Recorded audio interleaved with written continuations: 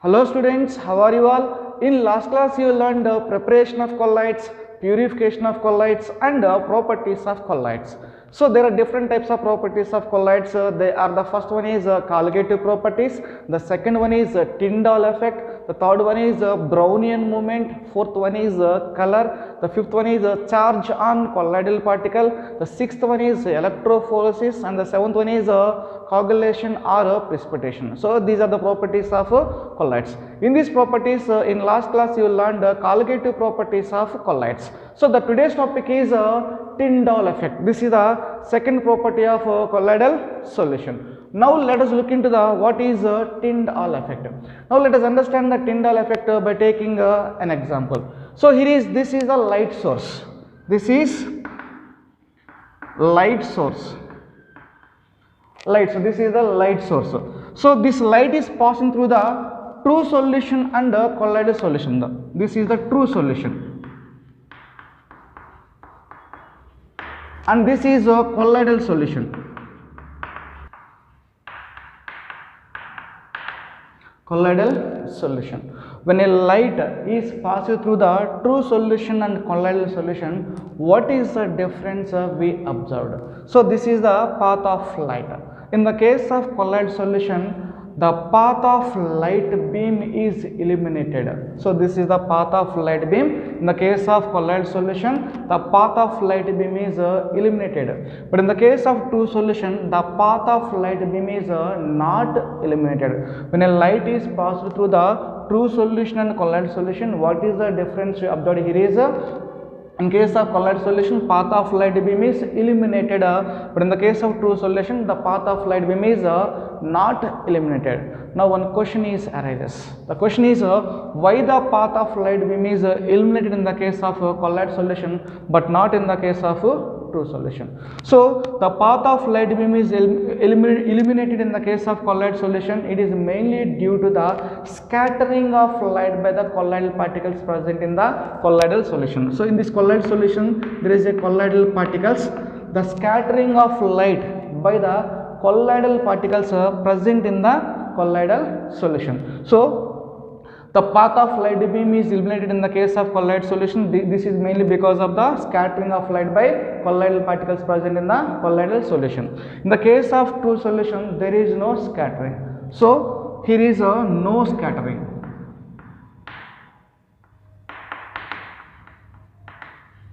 No scattering of light. So the path of light beam is not illuminated in the case of true solution because there is no scattering of light. But in the case of colloidal solution, there is a path of light beam illuminated. This is mainly due to scattering of light.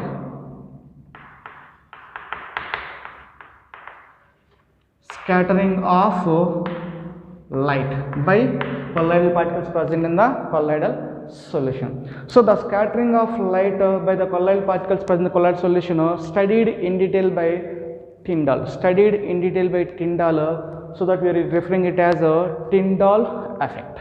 Let us write the statement relating to the Tyndall effect.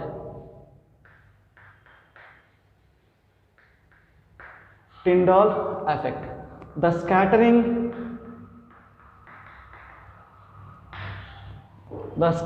of light. The scattering of light by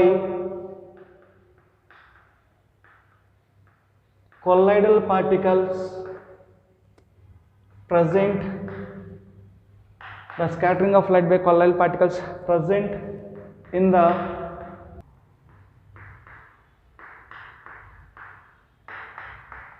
colloidal solution. So this is a Tyndall effect. The scattering of light by colloidal particles present in the colloidal solution. Generally we have to refer as a Tyndall effect. And next statement is the scattering of light. The scattering of light illuminates.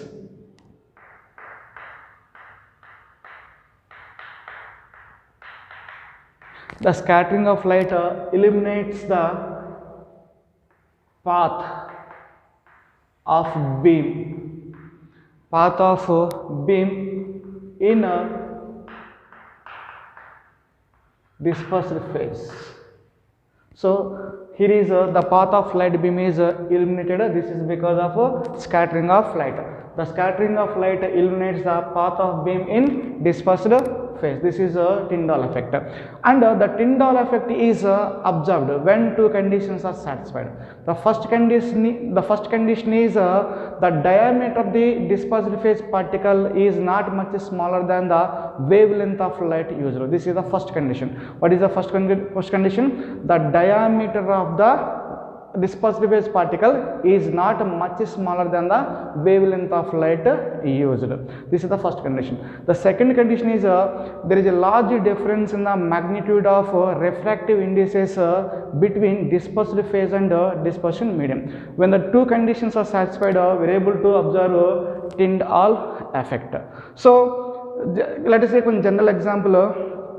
Tyndall effect is observed during the projection of picture. So Tyndall effect is observed during the projection of picture in cinema hall due to scattering of light by dust and smoke particles present in the hall. So this is a Tyndall effect. What is the Tyndall effect? The scattering of light by colloidal particles present in the colloidal solution. Generally we have to refer it as Tyndall effect. This is second property, Tyndall effect. Next property of colloidal solution is Brownian movement. Now let us understand what is Brownian movement by taking an example. I am taking a colloidal solution. It is a colloidal solution that contains a dispersion medium, and in this dispersion medium particles are dispersed. These are nothing but a dispersed phase. This is a dispersed phase. Now the colloid solution, if this colloid solution viewed under a powerful Alta microscope, if this colloid solution is viewed under powerful Alta microscope, then what we will find is these colloidal particles are in continuous zigzag motion. These particles are continuously moving, continuous zigzag motion of there is a continuous zigzag motion of colloidal particle. The continuous zigzag motion of colloidal particles in a colloid solution is known as Brownian movement. So look at, I am taking this particle, one particle here, this is a particle, this particle is coming here, this is the arrow mark I showed, and immediately this particle will come here. So like this the particle is continuously moving in a zigzag pattern. The continuous zigzag motion of these colloidal particles is called as a Brownian movement. So the Brownian movement is because of why the particles are continuously moving in a zigzag motion. So why the particles have a continuous zigzag motion? The continuous zigzag motion of colloidal particles, simply the Brownian movement of the particles is mainly due to the unbalanced bombardment of particles with molecules of dispersion medium. As a result, there is a continuous zigzag motion of colloidal particle. Now let us read the statement. The continuous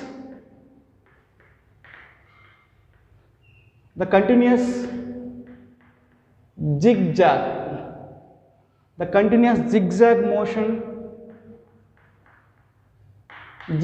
motion of colloidal particles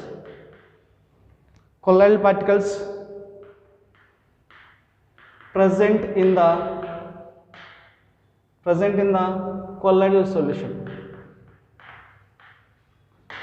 the colloidal solution, generally we have to refer it as a Brownian movement.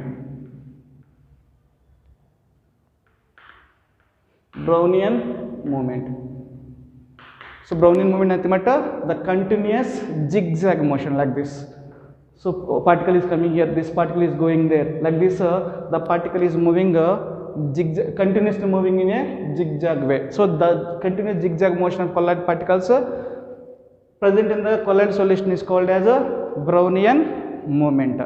And another important point is the motion of the particle independent of nature of colloid. The motion of the particle is independent of nature of colloid, and the motion of the particle depends upon the size of the particle and viscosity of the solution. The motion depends upon the size of the particle and viscosity of the solution. And smaller the size of the particle and lesser the viscosity, faster the motion. Smaller the size of the particle, this particle must be small in size, and viscosity of the solution is less. So smaller the size of the particle, lesser the viscosity of the solution, faster the motion. That is the statement. The motion of particles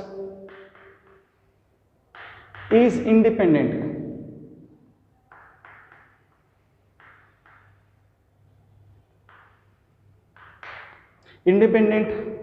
on nature of collide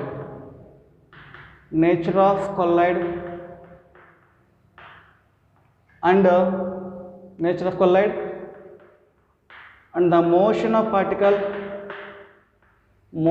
particle depends on, the motion of the particle depends upon size. The motion depends upon size of particle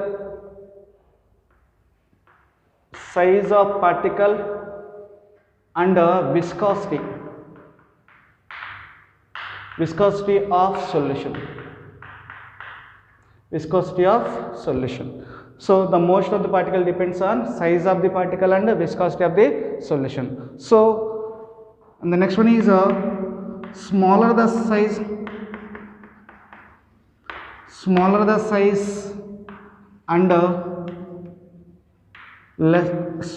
size of particle and lesser the viscosity of solution, smaller the size and lesser the viscosity of solution, faster the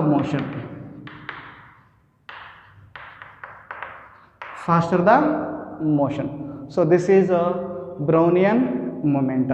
Another thing is regarding Brownian moment is it is a stirring effect, but particles are continuously under motion. The particles are there is a continuous zigzag motion of particles.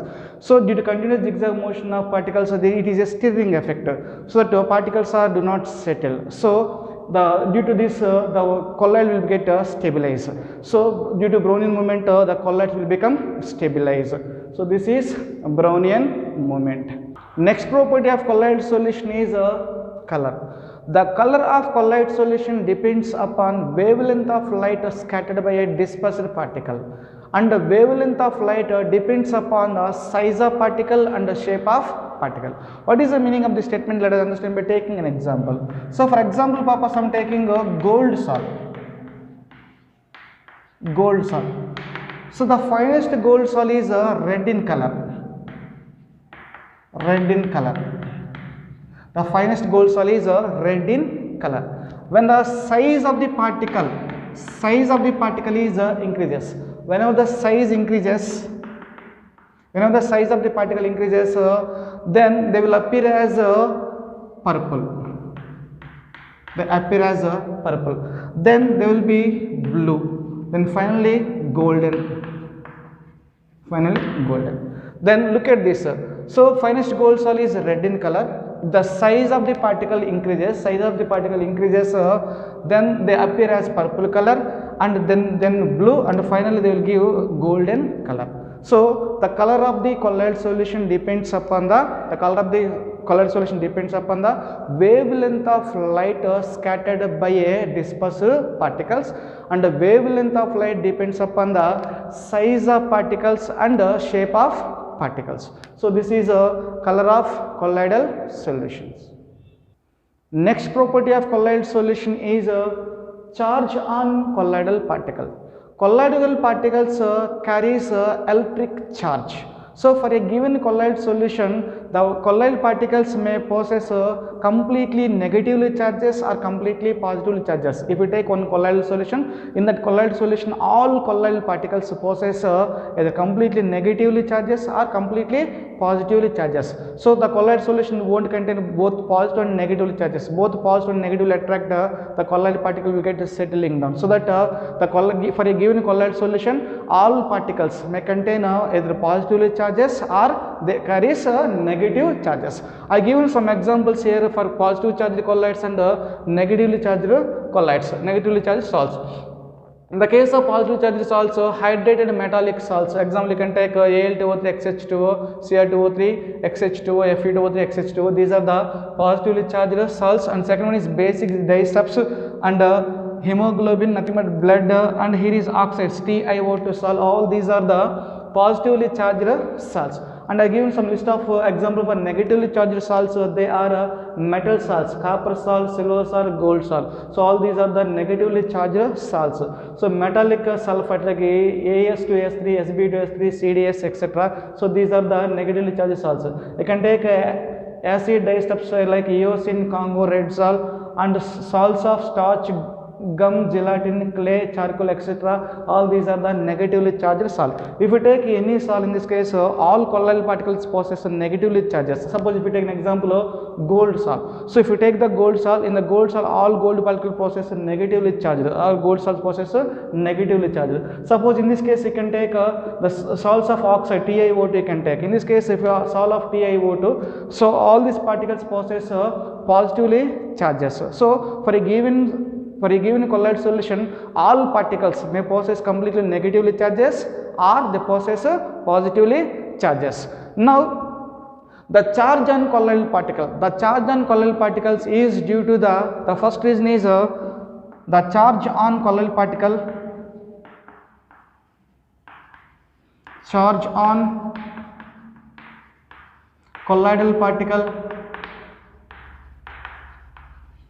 is due to the charge on colloidal particle is due to the first reason. Reason number one, the capture of electron capture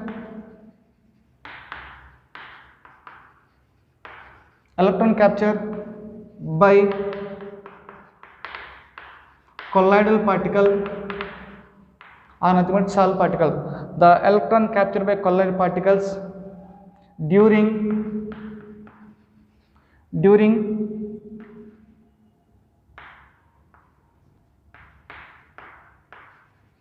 electrodispersion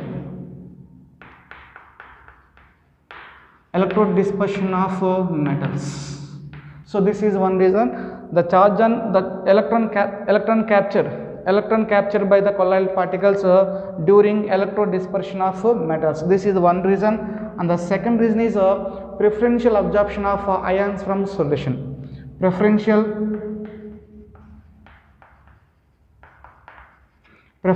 absorption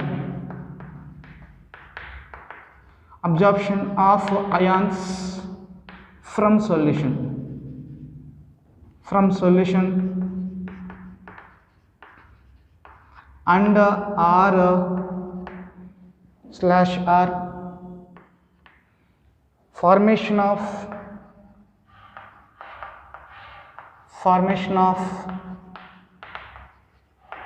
electrical double layer. So these are the reasons for why the colloidal particles carries charges. So among these two reasons, the most accepted reason is the preferential absorption of ions from the solution. The preferential absorption of ions is the preferential absorption of ions from the solution is the most accepted reason why the colloidal process possesses either positively charges or negatively charges. Now let us understand the preferential absorption of ions from the solution by taking an examples. Example, I am taking example of dilute AgNO3.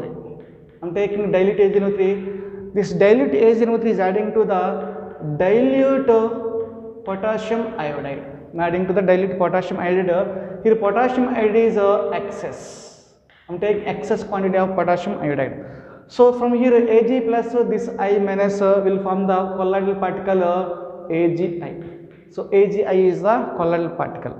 So this Ag colloidal particle absorb negative ions. Is I minus is there. We are taking excess quantity of Ki. I minus is excess. This colloidal particle absorb I minus. That means it absorbs negatively charged particle.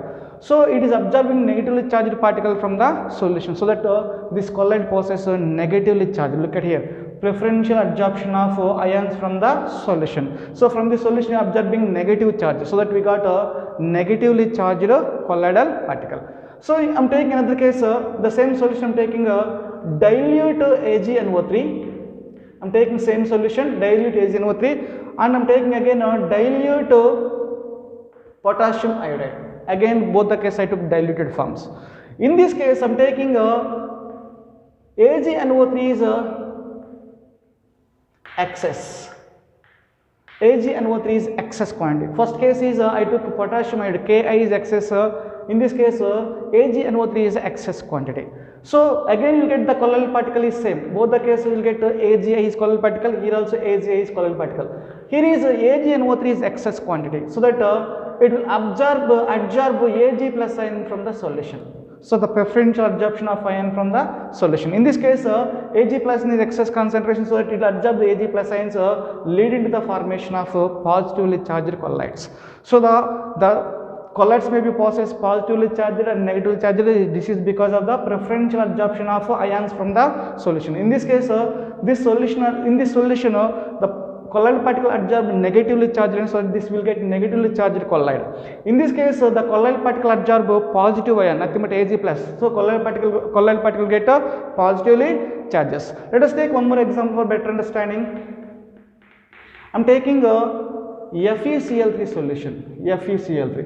FeCl3 is adding to the hot water. FeCl3 is adding to hot water. Then FeCl3 in hot water will produce hydrated ferric oxide, Fe2O3XH2O. So this is hydrated ferric oxide. This is the colloidal particle formed. This colloidal particle absorb Fe3 plus ion, Fe plus 3 ion from the solution. So it will absorb Fe plus 10 from the solution. The colloidal particle will possess a positive charge. Whenever the FeCl3 is added to the hot water, so it will form a hydrated ferric oxide. This hydrated ferric oxide absorb Fe plus 3 ions, so that the colloidal particle will possess a positive charge. This is the positively charged colloid. And same I am taking same FeCl3 is adding to the sodium hydroxide. So FeCl3 is adding to the sodium hydroxide.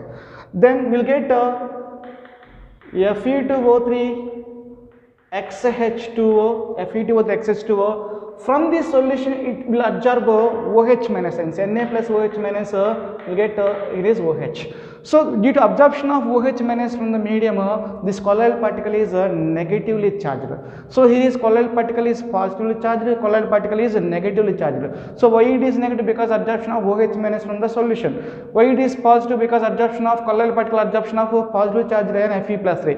So the colloidal particle absorb the positive charged species from the medium, reaction medium, they will be positive charged colloids. If they absorb negatively charged particles, ions, they will be negatively charged colloids. So that the preferential absorption of ions from the solution, preferential absorption of the solution.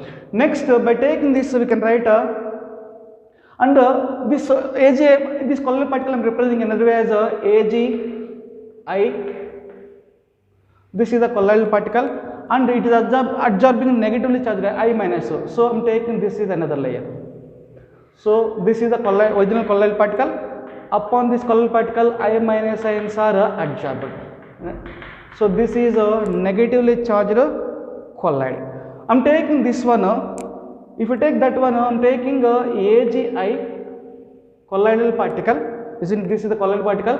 I am showing this positive charge upon it. So the positive charge because of Ag plus. The colloidal particle absorbing positive, the colloidal particle possessing positive charge. And in this solution there is a potassium also is there. This colloidal particle, upon the surface of this colloidal particle negatively charged is there. This negatively charged layer absorb positive charged ion from the medium. So what the meaning is, this is the colloidal particle is formed AgI is colloidal particle, I minus is absorbed from the reaction medium. So we are taking excess quantity of Ki. So I is absorbed, remaining we have is potassium dissociation to K plus plus I minus. So this K plus ion present in the reaction medium. This K plus ion is absorbed by this particle. then you'll get one more layer.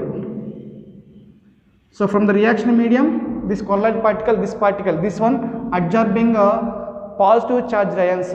So because already this colloidal particle is negatively charged, it is absorbing potassium ions from the reaction medium. Then you'll get this is the K plus.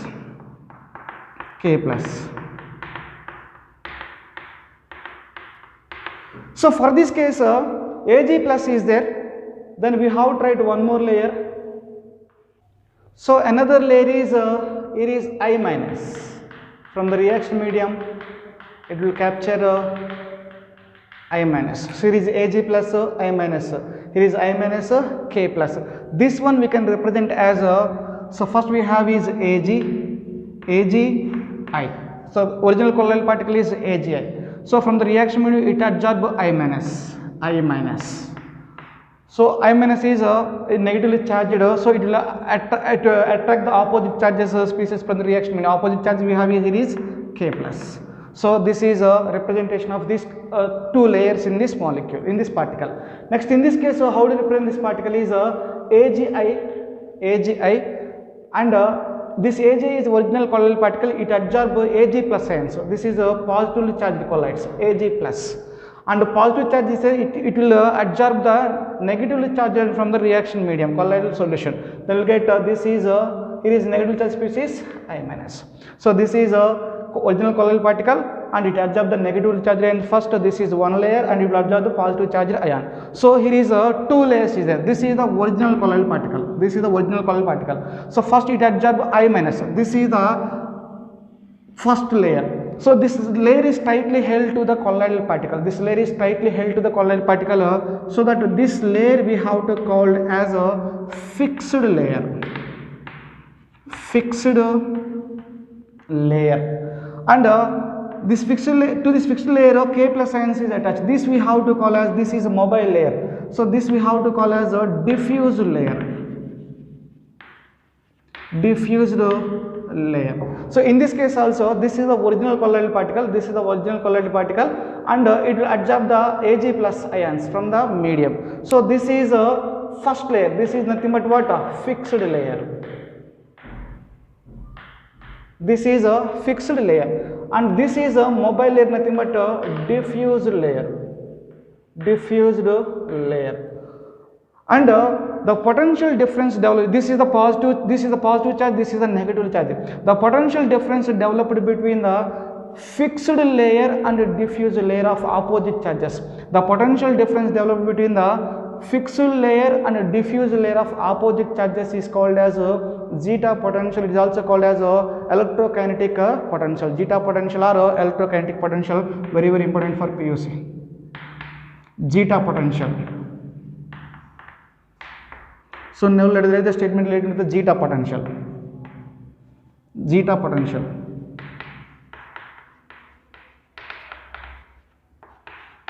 Nothing but the potential difference. This is the negatively charged layer. This is the positive charged layer. The potential difference developed between the fixed layer and the diffused layer. The potential difference developed.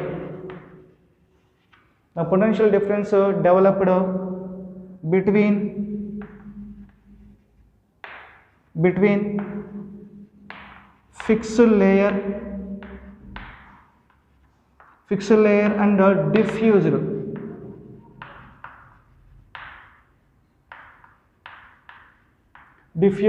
layer of opposite charges. Opposite charges is called zeta potential. It is also called as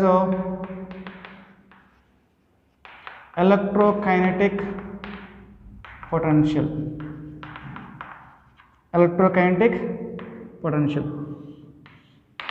Zeta potential or electrokinetic potential. And this colloidal particle has two layers. So one is a fixed layer and another one is diffused layer. The combination of two layers on colloidal particle around the colloidal particles of opposite charges. The combination of two layers of opposite charges around the colloidal particles is called as a Helmholtz electrical double layer. Love letter in the sentence.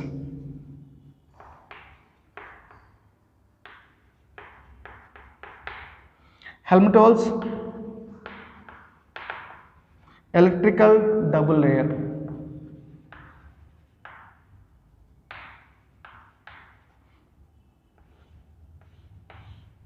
Helmholtz electrical double layer. So the combination of two layers.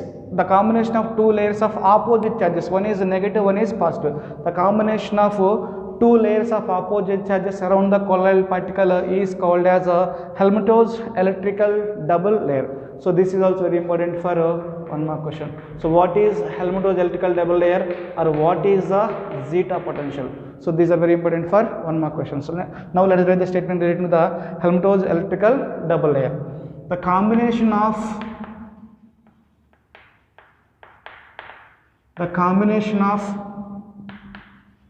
two layers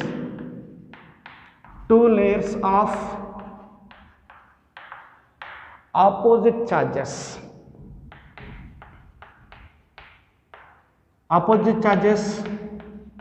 around the colloid particle is called Helmholtz electrical double layer.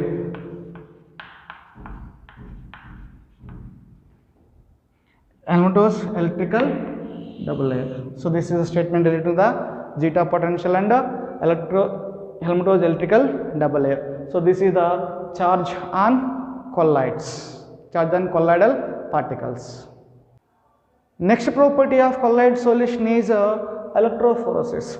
Electrophoresis is defined as the movement of colloidal particles under the applied EMF is called as electrophoresis. The existence of a charge on colloidal particles are confirmed by electrophoresis experiment.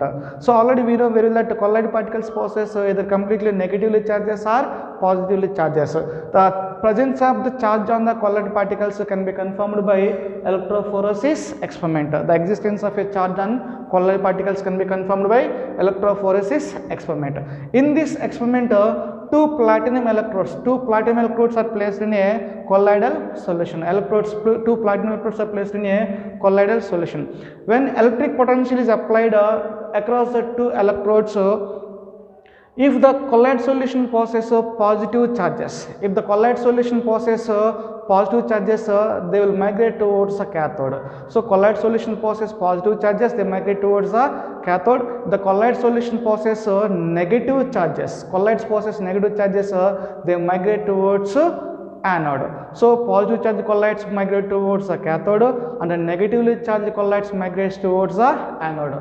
So this is a electrophoresis experiment. By using electrophoresis experiment, we can confirm that the charge present on the colloidal solution. Now let us read the definition of electrophoresis.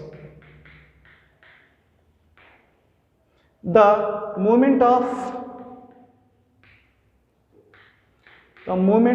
colloidal particles under applied EMF, electromotive force under applied EMF is called as electrophoresis.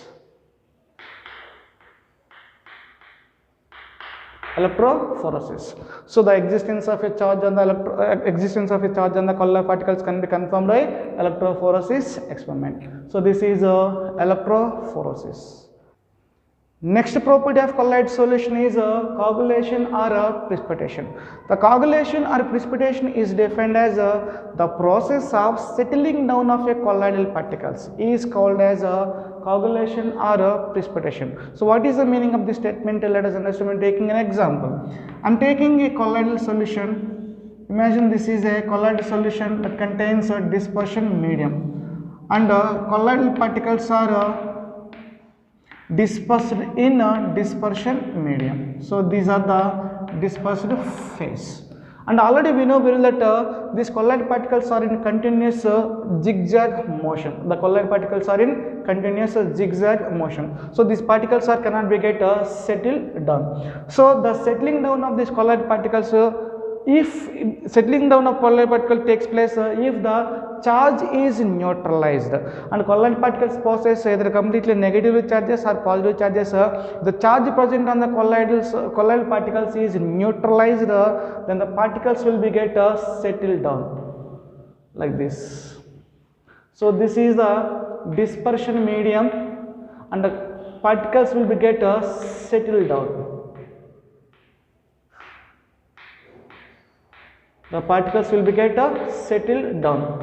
So already particles has continuous zigzag motion is there. So when the particles will be get settled down, if the charge on the colloidal particles is neutralized, so this process is called as coagulation or precipitation. So now let us the statement related to it. The process of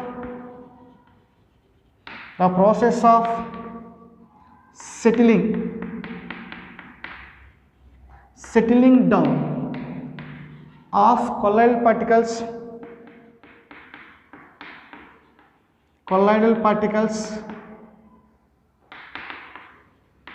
is called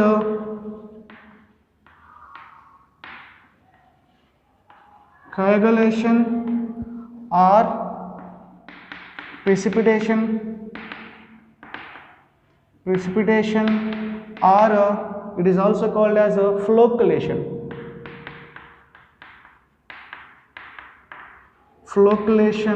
Of salts. So initially colloidal particles are in continuous zigzag motion, and this colloidal particle cannot be get settled down. So the colloidal particles will be get settled down when the charge is neutralized for this lyophobic colloids. When the charge is neutralized, these lyophobic colloids will get settling down. This process we are calling as a coagulation or precipitation, also called as a flocculation of salts. Then the coagulation of lyophobic colloids will be done by the different ways. Among them, the first one is by electrophoresis.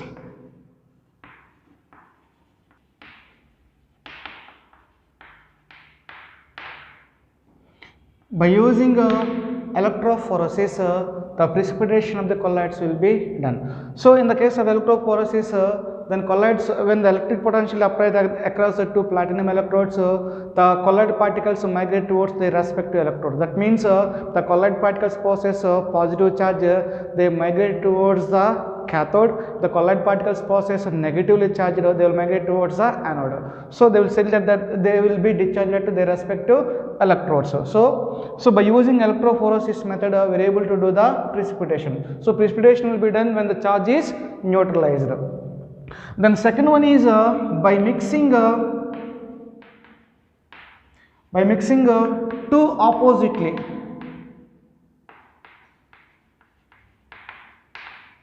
charged salts. So suppose a colloid solution contain positive charges and another colloid solution contain negative charges. So two oppositely charges. So how we done the precipitation? The precipitation will be done by the charge is neutralized. If the charge is neutralized, the colloid particles will be get settling down. So how do we neutralize the charge? By mixing two oppositely charged colloid solution. One colloid solution possesses positive charges, one colloid solution possesses negative charges. These two colloid solutions are mixed. When the two oppositely charged colloid solutions are mixed, then automatically the charge is neutralized. Due to neutralization, the precipitation or coagulation will be taking place. So this is a second one. And another one is by boiling. So the precipitation can be done by boiling method. So if we heat the colloidal solution, then the adsorbable layer is disturbed. And there is a collision between the collision between the molecules of dispersed phase. There is a collision with the molecules of dispersed phase. As a result, the charge is reduced. So automatically the neutralization will be taking place. Then the colloid particles will be get settled down. The charge on due to boiling, the charge on the colloid particles are reduces. The charge is decreases, the particle will get settled down. So this is a third one by boiling, and the fourth one by prolonged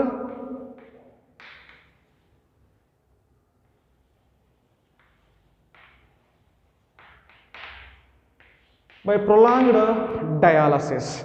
So in the case of dialysis, the dialysis will be done to remove the impurities. That impurities may be electrolyte. Suppose electrolyte present in the colloid solution, so the electrolyte is removed by using a suitable membrane. So in the dialysis process, already we learned what is the dialysis in the purification of colloids. In the dialysis process, if you continuously do the dialysis of colloid solution, then the trace amount of electrolytes will be get removed. The trace amount of electrolyte present in the colloid solution, that will be stabilize the colloid solution. The trace amount of electrolyte present in the colloid solution, it will stabilize the colloid solution. So due to the prolonged dialysis, the trace amount of electrolytes also, the trace amount of electrolyte also will be get removed. As a result, the precipitation or coagulation will going to get takes place. So the precipitation or coagulation can be done by using a prolonged dialysis. This is another way. And the fifth one is by adding electrolyte. The precipitation or coagulation of colloid solution can be done by adding electrolyte. Suppose the colloid solution possesses negative charges. Colloid solution possesses negative charge. Then we have to add electrolyte opposite charge. So we have to add electrolyte containing positive charge. So colloid is negative. So neutralize the negative charge. We have to add electrolyte that contains positive charge. If the colloid solution is positive, we have to add the electrolyte that contains negative charges. The positive charge of the colloid is neutralized by negative charge of the electrolyte. So neutralization will be done automatically. The coagulation and precipitation will be happen. That means the positive charge colloids are neutralized by adding a negative charged electrolytes, and negatively charged colloids are neutralized by adding a positive charged electrolytes. So the ion which is responsible for the coagulation, the ion responsible for the neutralization of charge of a particle is called as a coagulating ion. Very important for one more question. Coagulating ion. The coagulating ion meaning is the ion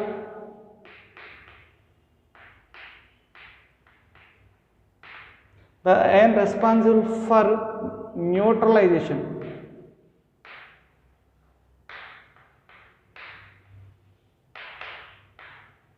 The ion responsible for neutralization of charge on particle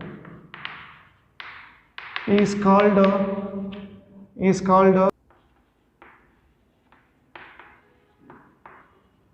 coagulating ion.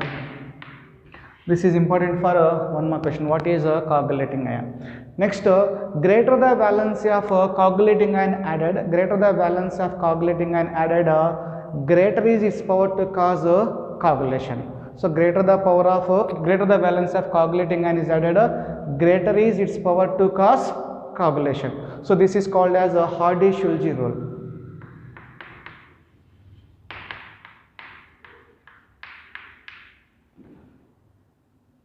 Schulze rule. So it is also very important for one more question. What is Hardy-Schulze rule?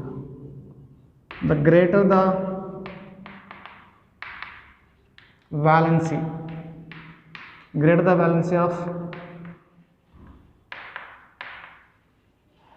of coagulating ion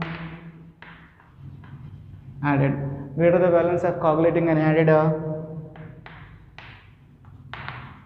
greater is its power to cause coagulation or precipitation. cause coagulation. It is also nothing but precipitation. Precipitation is called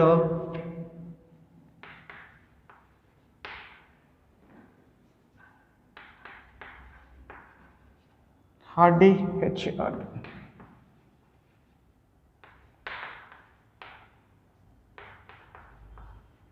Schulze.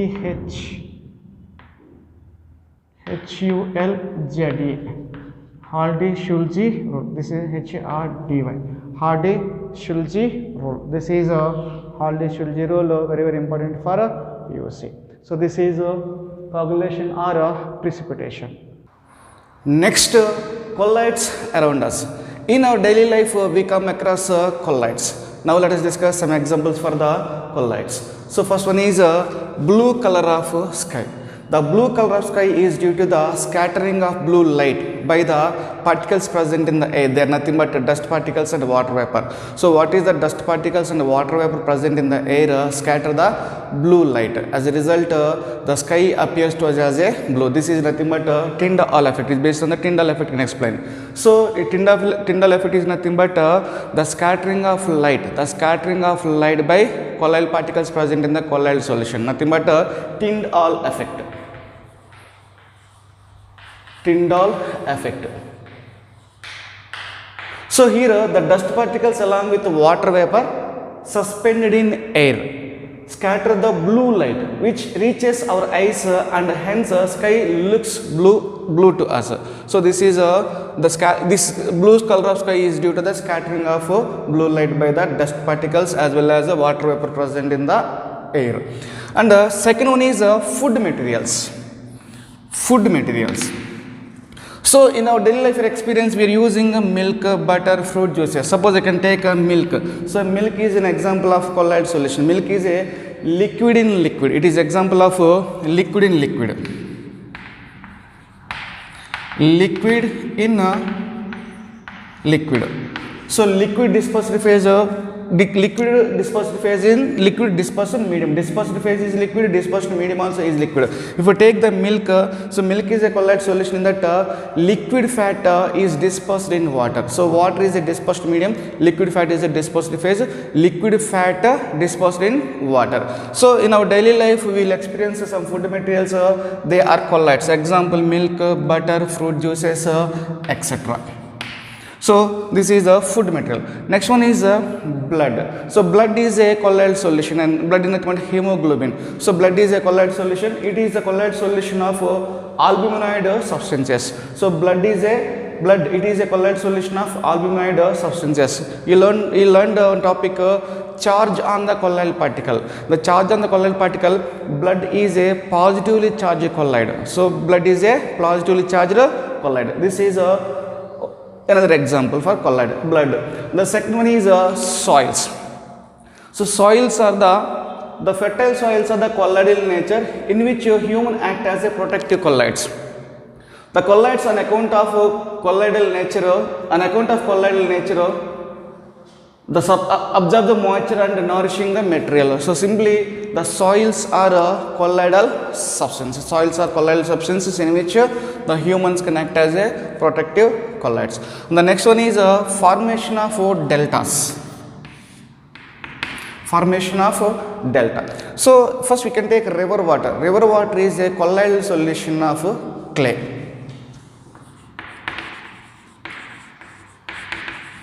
River water is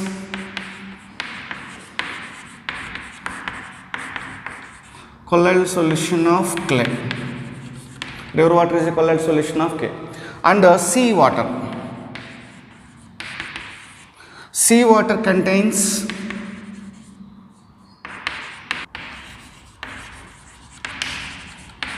electrolytes. So here river water is a colloid solution of clay. River water is a colloid solution of clay and sea water contains electrolytes. In properties of colloids, you will learn on property precipitation or nothing but coagulation.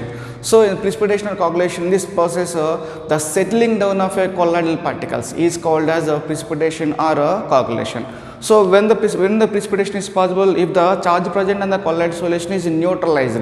The colloids may be contained the positive charges or negative charges. The charge present on the colloid solution is neutralized, then the colloid particles will be get settling down. That process we are calling as a coagulation or a precipitation. Here colloidal solution, sea river water is a colloid solution of clay, so it is a colloid, and sea water is contains electrolyte. So whenever these two, river water and sea water, will be met each other at that place, the coagulation will be takes place. So the coagulation will be takes place, resulting the formation, the deposition of clay will be takes place, leading to the formation of a delta. So this is nothing but coagulation or precipitation of colloid. River water is a colloid solution of clay and the sea water contains electrolytes. When these two river water and sea water will be met each other, there the coagulation will be taking place, leading to the formation of deltas. So this is a formation of delta. Next topic is catalysis. That first we will define what is the catalyst. The catalyst is defined as the substance which accelerates the rate of slow chemical reaction but owes chemical nature and mass unchanged after the reaction are called as a catalyst, and the phenomenon is known as catalysis. In simple words, the catalyst is defined as the substance which increases the rate of chemical reaction without undergoing any chemical change is called as a catalyst, and the phenomenon is known as a catalysis. Now let us take an example for better understanding of what is the catalysis and catalyst. I am taking here is a manufacturing of ammonia by Haber process. Nitrogen gas, N2 gas plus 3H2 gas, hydrogen gas, both will react in presence of iron as a catalyst. It is a solid, leading to the formation of ammonia gas. So nitrogen and hydrogen react each other in presence of iron as a catalyst, leading to the formation of ammonia. So here is iron act as a catalyst. The iron which increase the rate of this chemical reaction without undergoing any chemical change. So this is a catalyst and catalysis example. Next, in our syllabus we have shape selective catalysis by zeolites. In our syllabus we have only shape selective catalysis by zeolites. So the zeolites are the shape selective catalyst. The zeolites are good shape selective catalyst because they are honeycomb like structure. So zeolites are a good shape selective catalyst because their honeycomb like structure. So what is a shape selective catalysis? What is the shape selective catalysis? The shape selective catalysis is defined as the catalytic reaction that depends upon the pore structure of catalyst, the catalytic reaction that depends upon the pore structure of catalyst, and the size of reactant and product molecule, and the size of reactant product molecules is called as a shape selective catalyst. And here is an example for a shape selective catalyst is zeolites. Zeolites are the best examples for shape selective catalysis. So zeolites are the microporous aluminosilicates. They are good shape selective catalyst because of their honeycomb like structure. You can take an example of zeolite ZMS5. The ZMS5 used in the petroleum industry that convert alcohol directly into gasoline.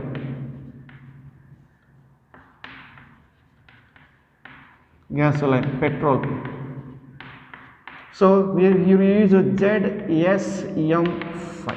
So ZMS5 converts alcohol directly into gasoline, nothing but petrol. So this is a shape selective catalysis.